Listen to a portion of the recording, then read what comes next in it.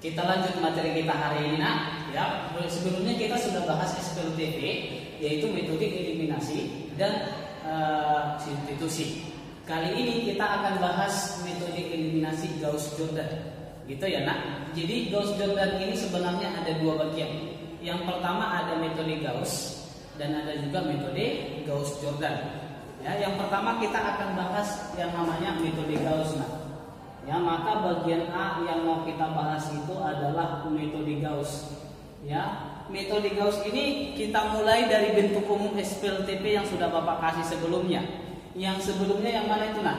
A1X ditambah B1Y ditambah C1Z itu sama dengan D1. Yang kedua A2X ditambah B2Y tambah C2Z itu sama dengan D2. A3X ditambah B3Y tambah C3Z itu nanti D3, nah. Jadi ini saling berkesinambungan, tidak boleh pisah, nah. Jadi itu satu soal ya. Sehingga kalau ada nanti bentuk ini dicari dia penyelesaiannya atau XYZ-nya, nah, maka pertama sekali ini harus kita ubah bentuknya ke dalam matriks. Ya, mungkin anak-anak belum pernah dengar kata matriks. Tapi lebih dalamnya nanti kata matriks ini akan kita bahas di kelas 11. Tapi Bapak singgung sedikit, matriks itu apa? Matriks itu adalah suatu anggota-anggotanya yang dibuat dalam bentuk kolom atau baris. Ya, disusun berbentuk baris dan kolom dan berbentuk persegi panjang. Nah, itu singkatnya. Jadi nanti, nak, ini bagaimana caranya? Ini kita ubah ke dalam bentuk matriks seperti ini. Anggotanya itu bisa dibuat dalam kurung siku atau kurung biasa aja. Dengan cara bagaimana? Di kolom pertama itu adalah semua koefisiensi X-nya, nah. Koefisiensi X-nya siapa aja? A1, A2 dengan si A3. Di kolom kedua itu koefisiensi Y-nya. Berarti B1, di sini B2, di sini B3, nah. Di kolom ketiga itu koefisien daripada si Z. Berarti C1, C2 dengan C3. Baru kita buat, nah, seperti ini, garis lurus seperti ini sebagai pemisah antara koefisien dengan hasil. Ya, di sininya itu hasilnya, nah, siapa aja? D1, D2, D3. Nanti pertama kita ubah dalam bentuk matriks dulu. Setelah dalam bentuk matriks, maka ini kita ubah ke dalam bentuk metode Gauss. Metode Gauss itu yang mana? Setelah sudah seperti ini, nah, bagaimana caranya supaya nanti mengubah ini diagonal utama itu harus satu. Diagonal utama itu berarti seperti ini, nah. Siapa aja itu? A1, B2, C3 itu harus satu.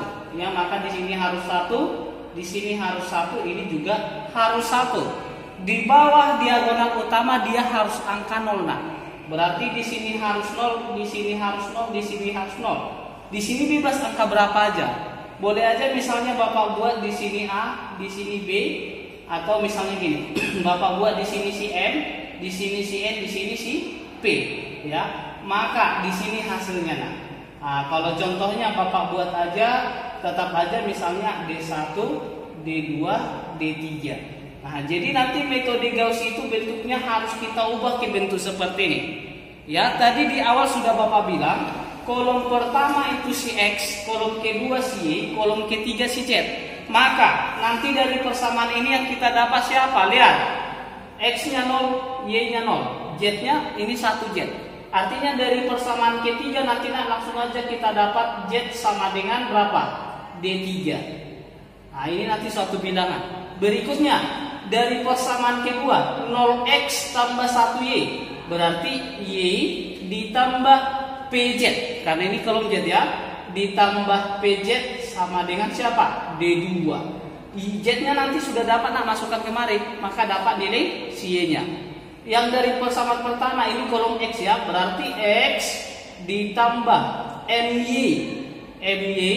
ditambah nz ya, ditambah dengan nz itu sama dengan D1. Karena sudah dapat nilai Z, dapat nilai Y, masukkan kemari, nak, dapatlah nilai X-nya. Jadi kita ubah kemari ya. Ya, jadi untuk lebih memahami kita masuk ke contoh soal. Di sini ada Bapak buat, selesaikan SPLTP berikut dengan menggunakan metode eliminasi Gauss. Berarti cari X, Y, dan Z-nya. Oke, sama-sama kita bahas. Nah, ya, kalau ada seperti ini, pertama sekali ubah dia ke dalam matriks. Ya, matriks itu tadi anggotanya disusun dalam bentuk baris dan kolom yang berbentuk persegi panjang dan biasanya ditulis dalam kurung biasa atau kurung siku, gitu ya. Oke, berarti ini bisa Bapak buat menjadi anggota si X-nya siapa aja nah? 4, 4, 2. Koefisiensinya siapa aja? 2, 6, 2. Koefisiensi Z-nya siapa? Berarti 4. Di sini berapa nak? 1. Di sini tuh 7. Oke, hasilnya siapa aja? 14, 15 minus 1. Iya. Jadi mengerjakan ini pertama sekali nak, lihat. Di sini harus 1. Ini lihat, harus 1. Di sini harus 0, di sini harus 0. Berarti supaya ini 1, ini kan nak baris pertama, baris kedua, baris ketiga. Berarti boleh katakan baris pertama kita kalikan dengan 1/4. Berarti ini baris pertama kita kalikan dengan 1/4 atau bisa Bapak buat 1/4 B1 baris pertama. Ya, semua baris pertama kita kalikan dengan 1/4. Hasilnya jadi apa? Ya, kalau misalnya kita buat nah hasilnya 1/4 dikali 4 itu 1. 1/4 dikali 2, 2/4 atau 1/2. Ya, 1/4 dikali 4 itu 1 nah. 1/4 dikali 4 itu juga 1. Berarti ini biarkan aja dulu. Tetap kita tulis 4, 6, 1, 15. Ini tetap nak 2, 2, 7, negatif 1. Ya, kita kasih penghalang nah. Karena yang di kanan ini hasilnya. Iya, setelah ini 1, baru ini nih. Bagaimana cara membuat ini 0 dan ini juga 0? Ya, baris kedua ini supaya dia nanti 0, boleh Bapak buat seperti ini nah. Ya, ini berarti baris keberapa? Baris kedua ya. Baris kedua. Berarti supaya habis 4 harus ada negatif 4. Berarti 1 kali negatif 4 nah. Berarti boleh Bapak buat B2 dikurang 4 B1. Baris kedua dikurang 4 kali baris pertama. 4 dikurang 4 kali 1 kan 0. Iya, untuk menolkan ini bagaimana? Berarti ini harus minus 2. Ini 2 ini baris keberapa? Baris ketiga dikurang 2 kali baris pertama. Itu dulu nah. Ya, maka ini boleh kita lanjut lagi. Nah, coba lihat, berarti baris pertama jangan ganggu dulu. Ini berarti tetap kita buat 1. Ini 1/2. Di sini 1, ini tetap 1. Baris kedua kurang 4 kali baris pertama. Baris keduanya siapa? 4. 4 dikurang 4 kali 1. Berarti 4 dikurang 4 berapa? 0. Ini lagi nah. B2 baris keduanya 6. Dikurang 4 kali setengah. 4 kali setengah 2. 6 kurang 2 berapa? 4. Ini juga baris keduanya siapa? 1 dikurang 4 kali 1. 1 kurang 4 itu negatif 3. 15 dikurang 4 kali 1 berarti 11. 15 kurang 4. Berikutnya nah, ini tadi baris ketiga kurang 2 kali baris pertama. Berarti 2 dikurang 2 kali 1 berarti di sini 0. Berikutnya 2 kurang 2 kali setengah. 2 kali setengah 1. 2 kurang 1 berapa nak? 1 ya. Berikutnya baris ketiganya 7 kurang 2 kali 1. Berarti 7 kurang 2, 5. Berikutnya min 1 kurang 2 kali 1. Min 1 kurang 2 itu minus 3. Iya. Setelah seperti ini nak, bagaimana caranya supaya ini sudah 0 ya. Ini harus 0. Ini harus 0. Kita buat dari baris kedua aja. Si 1 ini baris keberapa? Baris ketiga ya. Baru bisa Bapak buat baris ketiga. Ini harus 1 dikurang 1 supaya 0 nah. Berarti bisa Bapak buat baris ketiga dikurang 1/4 dikali baris kedua. Baris ketiganya kan 1. 1/4 kali 4 itu 1. 1 kurang 1 kan jadi 0 nanti dia. Berarti ini boleh Bapak buat menjadi ini tetap 1,5 1, di sini 1, ini tetap Bapak buat 0, 4 minus 3 11. Yang kita ubah baris ketiganya semua nah. B3 nya 0 dikurang 1/4 kali 0, 0 juga. 0 dikurang 0 berapa nah? Tetap 0. B3 nya 1 dikurang 1/4 B2. B2 di atasnya kan 4 nah. Berarti 1/4 dari 4 1. 1 dikurang 1 berarti di sini sudah 0. Ya, lihat. B3 nya di sini 5 dikurang 1/4 dari minus 3 berarti jadi tambah 3/4. 5 ditambah 3/4 berapa nak? 5 itu kan berarti 20/4 tambah 3/4 23/4. Ya, berikutnya yang terakhir nak ya, baris ketiganya minus 3 dikurang 1/4 dari 11 berarti 11/4. Minus 3 kurang 11/4. Minus 3 itu berarti minus 12/4 dikurang 11/4 berapa? Berarti minus berapa nak? Minus 23/4. Nah ini dia. Ya, baru berikutnya nak. Ya, ini sudah pas. Ini sudah 00. Sekarang tujuan kita yang mana? Ini kita buat 1. Ya, ini kita buat 1. Mau buat satunya bagaimana? Berarti baris ketiga kita kalikan dengan kebalikan ini nak, supaya ini jadi 1. Berarti kita kalikan dengan 4/23 baris ketiga karena kita kalikan jadi 1. Sehingga ini boleh kita lanjutkan nak. Ya, kalau kita lanjutkan nanti ini ya, sehingga yang ini tetap ya 1/2.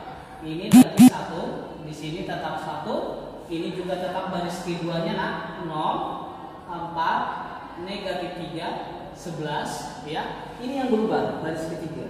4/23 kali 0 tetap 0. 4/23 kali 0 tetap 0. 4/23 kali 23/4 berarti 1 ya nak.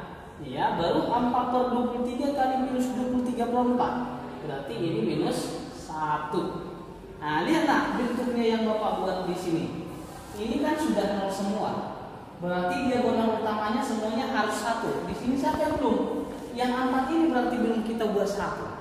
Berarti supaya baris kedua yang 4 ini 1 bagaimana kita buat nak? Berarti untuk membuat 4 itu 1 berarti baris kedua kita kalikan dengan 1/4. Ya, berarti ini boleh Bapak buat dikali dengan 1/4 baris kedua. Gitu.